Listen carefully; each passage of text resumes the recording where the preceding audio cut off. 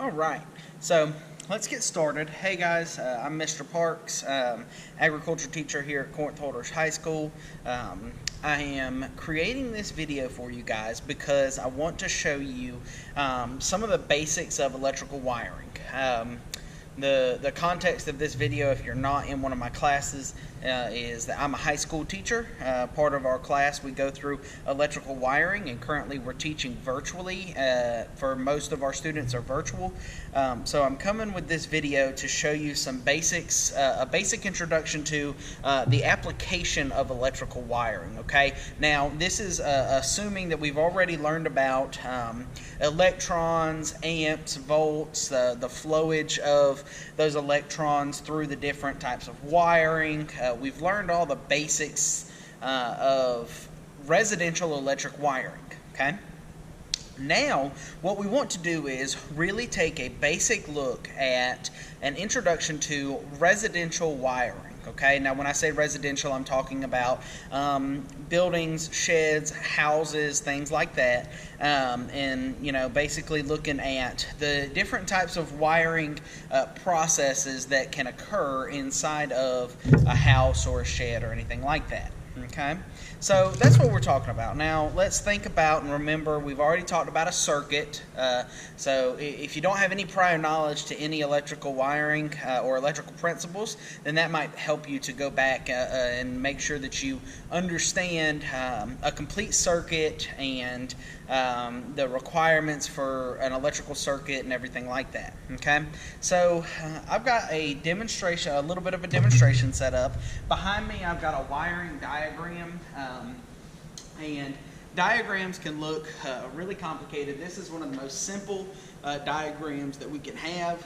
It's basically from the source we've got a switch powering a light. Okay, now I'm going to briefly show you what some different tools look like, what some different electrical parts look like. I'm going to talk a little bit about wire, and I'm going to talk a little bit about some basic principles behind what it looks like behind the walls of your house. What it looks like beyond just plugging your phone charger in or plugging your microwave in and it working. All right. Let me talk about safety first. Okay. This is not an instructional video that will teach you how to go wire your house, okay? You should never do anything with electrical unless you're very confident in exactly what you're doing and you consulted with a licensed electrician. Electrical work is extremely dangerous. It can be very deadly. It can be harmful. And if you do it wrong, it has the high potential for causing a fire in your house or in your building.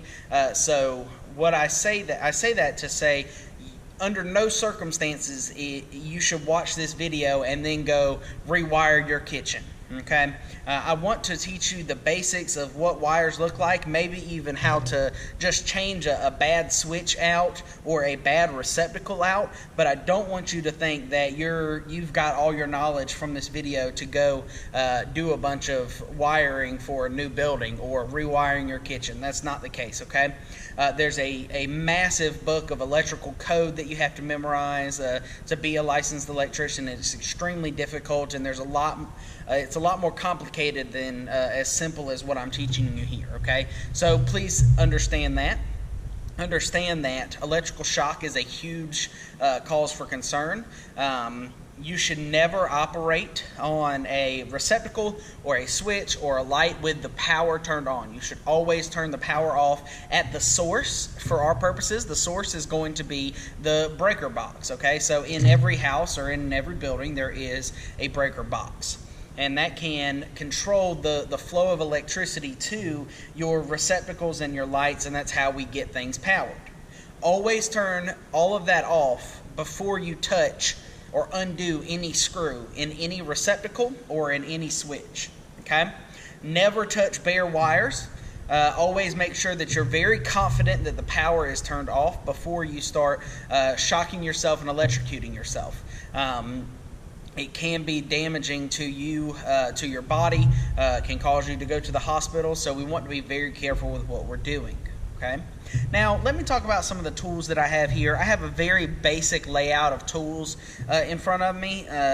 Altogether, the tools that I have in front of me probably cost about $10. Okay, so you can do some basic wiring with super basic tools, or you can do it with really expensive tools as well. And of course, the more professional you get, licensed electricians are going to have that nice equipment, those nicer tools, which is great to have, and it makes their job go faster. But you can do it with some basic tools. I've got a flathead and a Phillips head screwdriver here.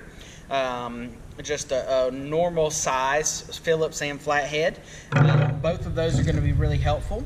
I've got a pair of wire clippers, okay, wire cutters, and wire strippers. All right, so these are wire strippers. Okay, they've got holes in them to cut the different diameter wire, and then they also have the blade down here to cut an entire wire off completely.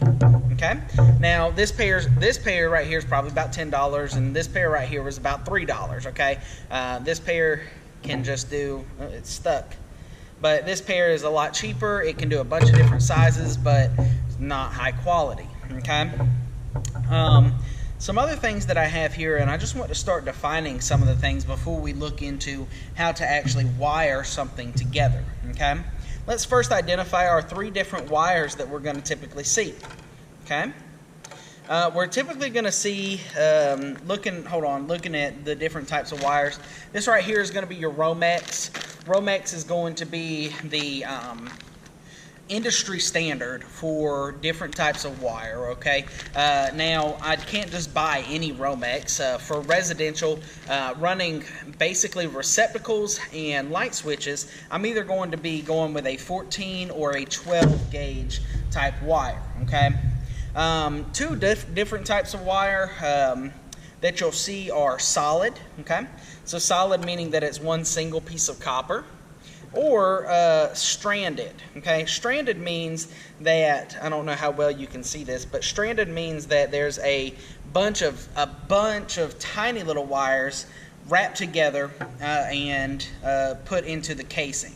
Okay, now typically your extension cords or your power cords, things that are manufactured in a factory, power cords for your microwave and for your phone cable or things like that, are going to be stranded wire. Okay, stranded wire is not super easy to work with. Older wiring in older structures, back in the 80s and 70s, that wire is a lot of times it's stranded, but in general, if you're doing anything new or replacing anything, it's going to be a lot easier to use your Romex type wire, which is usually a solid piece of copper. Okay, now let's look at our 3 different our color coding system real quick. Okay, so our color coding system in residential wiring is widely used. I'm not going to say, and this is for North American wiring, okay? Anywhere outside of North America, it's definitely going to change and look a little bit different. The basic principles of how we manipulate electricity is not going to change, but the color coding systems and how different things are wired is definitely going to be changed from the source, okay? So this is applying to North American residential wiring, okay? Please note that the colors I'm about to talk about are exactly that for, again, I say it, for residential wiring, okay? This color coding system for electrical in residential is pretty much the standard, okay? However, your color coding in electrical wiring is going to be different depending on the industry that you're talking about, okay?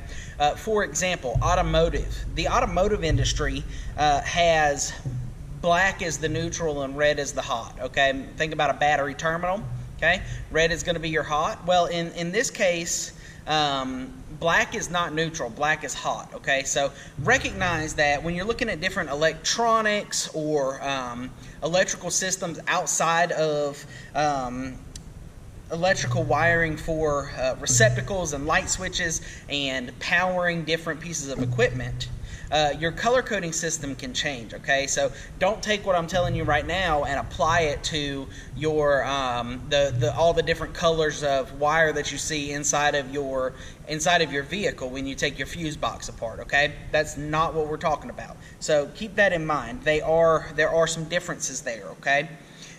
So don't think that this is standard universal for every industry. That is not true. But for our case, this is going to be true. You're going to have a black wire. The black wire, I'm not sure how well you can see that, but the black wire is going to be your hot wire. Your white wire is going to be your neutral wire, okay? And then your bare or your green wire, bare or green, is going to be your ground wire, okay? And for our purposes for this video, we're just going to stay focused on those three colors, and we're not going to go into any more depth. There are some more complicated things, but that is going to be the most basic thing that we're going to address today. Okay. Now in front of me I have a receptacle. Now I know that if you don't know anything about electrical wiring, you've probably been wondering why I've said receptacle so many times, because that's the proper name for this right here. Okay. A lot of people call it an outlet or an electric outlet or a plug, okay? But the correct name for this is a duplex receptacle. And that's how I'll refer to it because that's the correct name, okay? I've got a little a light plate right here, really basic, really cheap light plate made out of plastic. I've got a little plug right here, and I've got a box. This is going to be your box that either a switch or a receptacle is going to go into. Different size wire nuts for different size, depending on what junction you're doing or what splice you're doing, and the diameter or the gauge of your rod is going to change what size wing nut or wire nut you use on whatever type of electrical you're doing. Okay? Now, going back to these wires real quick, let's remember what our wires do. Okay? Remember that our wires are controlling, move me up a little bit, our wires are controlling the electrical system. So remember that from the source. When I say from the source, I'm going to mean your breaker box and your transformer, okay? So from the source means that my electricity is going to come into this black wire, okay? And basically what I can do is I can send electricity from the black wire into my receptacle, and I can send it back out with the white wire, which is my neutral. That's what you need to have a live circuit or a completed circuit, okay? Remember when we talk about our completed circuits, that's what we're doing. In electrical wiring, at its most basic form, we're taking the electrons that are being pushed from the source and we are manipulating them to different locations, okay?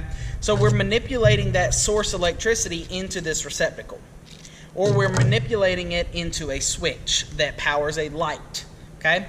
And basically what we do is we open and close electrical circuits, and that's why we can have the ability to control whether the lights go on or off, whether the receptacles are live all the time, or we can wire them to a switch and turn them off, okay? So we're manipulating the hot and the neutral, okay, the black and the white wire. Don't get confused with your ground wire. Your ground or your bare wire is, I want you to think about it like an emergency, okay? Never, unless an accident has occurred, an overload, we'll call it, has occurred, would you have electrical current going through your bare or your ground wire.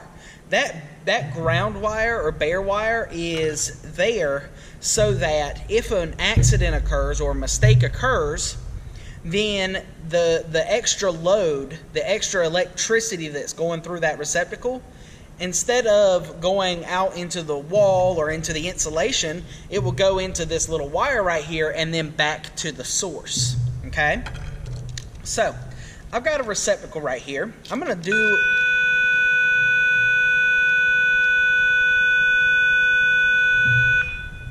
I'm still in school, so, you know, bells are ringing. So I'm going to take this receptacle and I'm going to show you how to wire it up, okay? We've got 5 screws on this receptacle, okay? 5 screws. There's 2 that are somewhat silver in color. There's 2 that are somewhat gold in color, and there's 1 that is green in color, okay?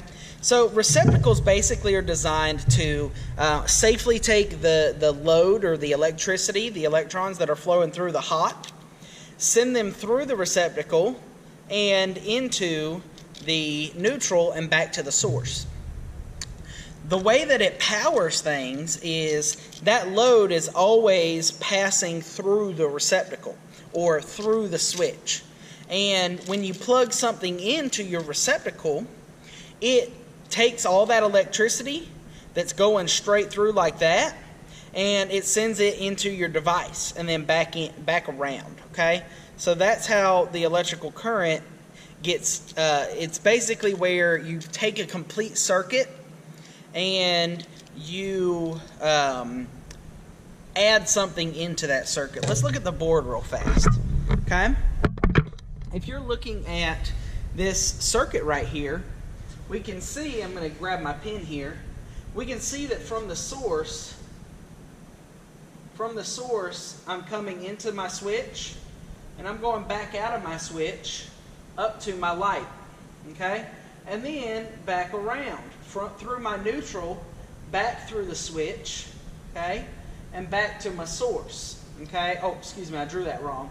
From there, through the wire nut and back to the source, okay? So I don't want you to necessarily follow that, but I want you to see how a circuit actually works and operates, okay? So when we're taking our circuit, we're manipulating what is being a part of the circuit. When you touch the hot wire with your finger, your body becomes part of the circuit. It completes the circuit through your body, and that's what causes electrical shock, okay? When we're wiring electrical receptacles, okay, in general, your black wire is going to go to your gold screw. Your white wire is going to go to your silver screw, and your bare or green wire is going to go to your green screw, which is the ground, okay? So the ways that we do that is we take our wire, we strip it, okay? So I'm going to grab my strippers real quick, and depending on the gauge, this is 14 gauge, so I line it up to the 14 gauge mark, and all I do is simply put it in there. I twist it a little bit to cut. Looks like I put it in the wrong one. Hold on. There we go. I twist it a little bit, and then I'm able